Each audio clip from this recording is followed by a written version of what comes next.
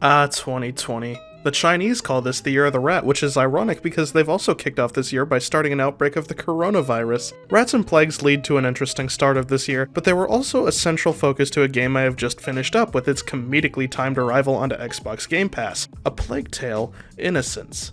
Now, let me begin by saying I have no idea why Asobo Studio decided to add the subtitle Innocence. A Plague Tale sums up the plot pitch and it rolls off the tongue far better, but unfortunately, I have larger criticisms of the game than that. Anyways, splitting my criticisms up into sections of gameplay and story seem to have become my formula, so let's get started. A Plague Tale's gameplay is fairly standard. It has quite a basic set of mechanics and is generally split up into stealth sections and puzzle sections. You're going to be doing a lot of sneaking, bobbing and weaving through enemies, hiding behind corners, and studying guard patrol routes to find out when is the right time to move past. So if that doesn't sound like your thing, I can confidently say that I don't believe you'll enjoy the game. However, allow me to elaborate as to how exactly that sneaking is approached. The most common section is one in which you are presented with an area with plenty of cover and enemies in varying locations. Many times you can simply sneak past enemies, but there are several ways in which they can be dispatched as well. Amicia, the player character, has in her possession a sling, which is your primary offensive method. Enemies without helmets can be taken out with a single rock to the head, and helmeted enemies can be taken out by first hitting them with a special ammo type, which causes them to remove their helmet, leaving them exposed to a takedown. Additionally, several of these sections will have plague rats in them that you can use to your advantage. A guard could walk through a pile of rats and you could dispatch him by removing his light source that keeps him safe from the rats. However, you aren't safe from the rats yourself, so you will have to manipulate light sources into opening pathways forward for yourself and your companions. Special ammo types can be crafted with materials found in the environment, but in addition you can save the materials to upgrade your equipment, increasing your storage space, adding additional ways in which you can use your special ammo types, decreasing the noise you make, or other general upgrades. The puzzles are all fairly standard. I didn't feel like any of them were too difficult, and most of my frustrations with them came from some clunky interactions with the game's mechanics, but it was nothing too frustrating. There were a few enemy encounters I was frustrated with. There's a section of the game where you have to hide behind a moving platform and simultaneously dispatch enemies. Moving slightly in front or behind of the platform would result in an arrow to the chest. In fact, most of the frustrating enemy encounters come from the archer enemy type, which make it incredibly difficult to move between cover, which occasionally will not even work.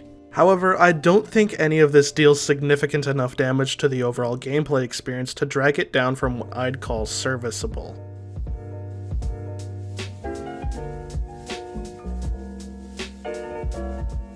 So let's begin with the visuals. I played the game with high settings just to maintain a consistent 60 FPS at 1440p, and the game actually looked pretty good. The game isn't The Witcher 3, the game isn't Hellblade, it didn't blow me away, but there are some absolutely incredible visual sections.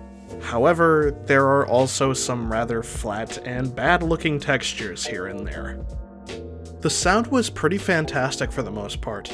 The soundtrack wasn't standout, but it helped to immerse me in the world in which A Plague Tale takes place. The rats sounded like rats, but I mean it was good rat sounds. The footsteps were good, if not a little loud, but a real standout sound was the crack of the sling when it's used. It just sounded nice.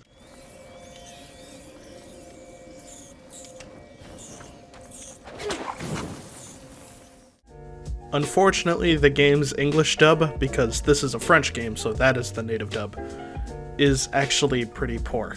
There were a lot of times where the voice talent didn't do well enough to convince me the characters actually cared about the situations they were in. Many lines weren't said with the conviction with which you would expect them to be said. I don't believe it. I don't believe it. This can't be happening. Ellie, please. No! Those bastards have to pay!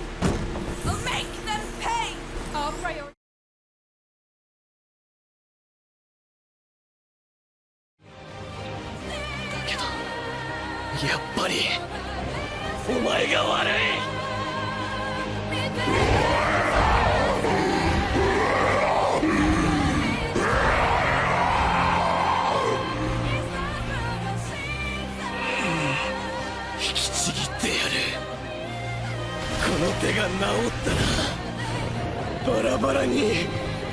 ぐちゃぐちゃに細かくしてから食ってやる。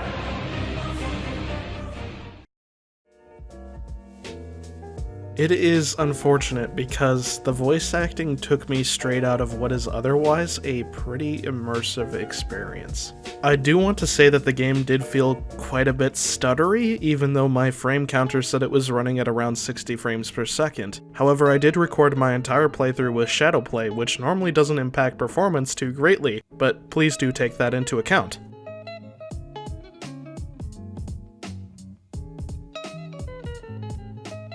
I'm going to try and keep this section spoiler-free for the most part, but I do want to talk about some more spoilery stuff, and I'll let you know when I do that. I found the story extremely underwhelming, actually. It really felt like a video game plot to me. By that I mean the plot was driven along by a lot of MacGuffins. We need this MacGuffin, so we're gonna go to this level now. And now we need this MacGuffin, so we're gonna go to this level now, sort of deal. The tone was kind of set as something extremely dark at the beginning. It tries to convey a lot of extremely horrific events in the beginning with the rat plague and how it operates, but unfortunately it wasn't really anything that caught me on edge. There's a difference going through a farm and seeing all the dead farm animals, and going through a battlefield and seeing the corpse-ridden battlefield and going, oh damn, and then playing the beginning of Resident Evil 2 Remake, especially inspecting one of the first corpses and going, oh damn.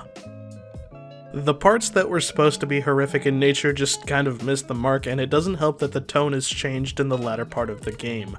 The game kind of goes from this survival, dark and gritty tone to something more in line with a shonen anime, about a boy discovering his amazing powers, which just isn't something that I ended up expecting.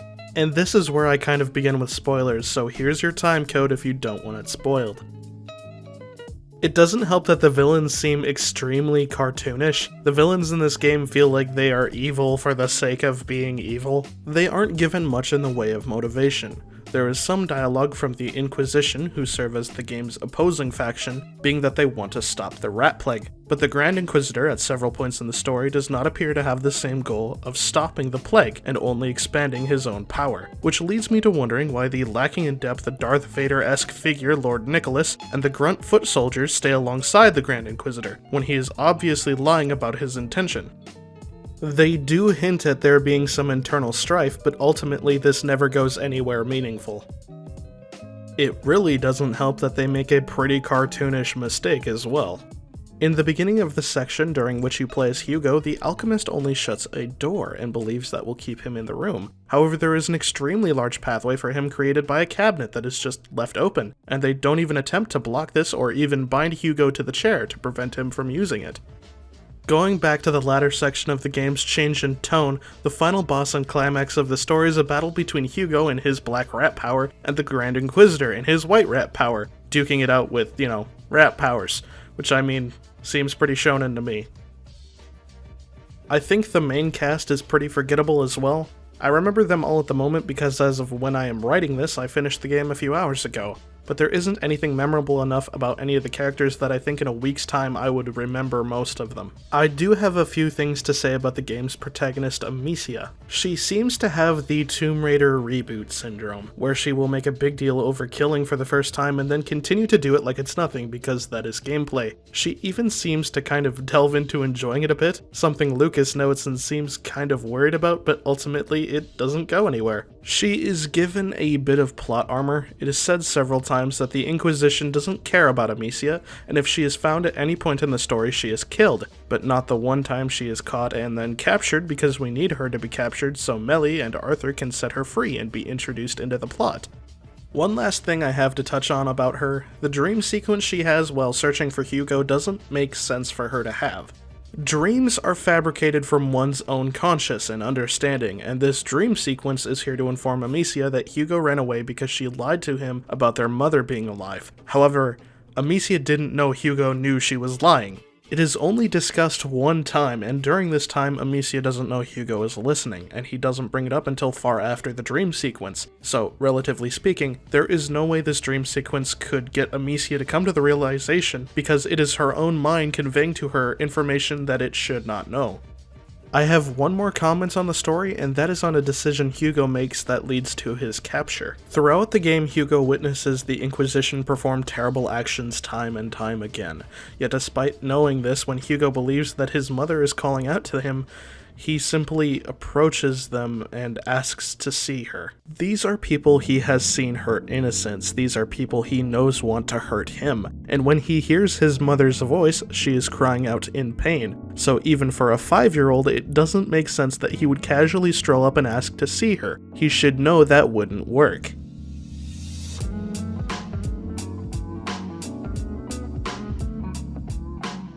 So up until this point, I've written this review completely devoid of any thoughts or opinions on this game other than my own. However, it was well known to me that this game has been extremely well received, so I dived into a little bit of the review scene for this game to see what people were saying about it, and if it would sway my opinion at all. And it didn't. I am a rather harsh critic, and if I had to use a number scale, on the high end would be the likes of Red Dead Redemption 2 with a 9, which is what several reviews have given this game, but honestly, I can't convince myself this game is anything higher than a 7 at most, and that's stretching it. If I have to chalk it up to something, it's that this is a standalone single-player game where the writers at least tried to write a good story, and the game wasn't infested with microtransactions. And because this bare minimum has been so lacking in the industry as of late, people will take something mediocre like a Plague Tale and parade it around like the cure for cancer just because it's the best they've had in a while. The game isn't terrible, but most of its simple mechanics just feel done to death already, because sneaking around walls and throwing rocks at things to distract enemies is just the gameplay loop of anything I would have to fire up my PS4 to play. The gameplay isn't outstanding, and the story, while presenting an interesting premise, fails to keep me invested to the point where I found myself frustrated and wisecracking just so I could get through the final stretch and finish the game. The game is currently being sold on Steam for $45 US, and I can tell you right now that it is nowhere near worth that price. For a fairly short, mediocre story, the most I would pay for this is around $20, and that's if I was really interested in it. If you've got Game Pass, I'd say give it a go if it interests you, but I really can't see myself spending more than $10 to $15 on this game and being able to justify it. I will say that this game wasn't the worst starting point. I mean, the game isn't Anthem, and I really do hope Asobo continues to get better from here, but there's a lot of work that they need to put in between them selling a game for $45 and me actually being able to tell you that it's all worth it.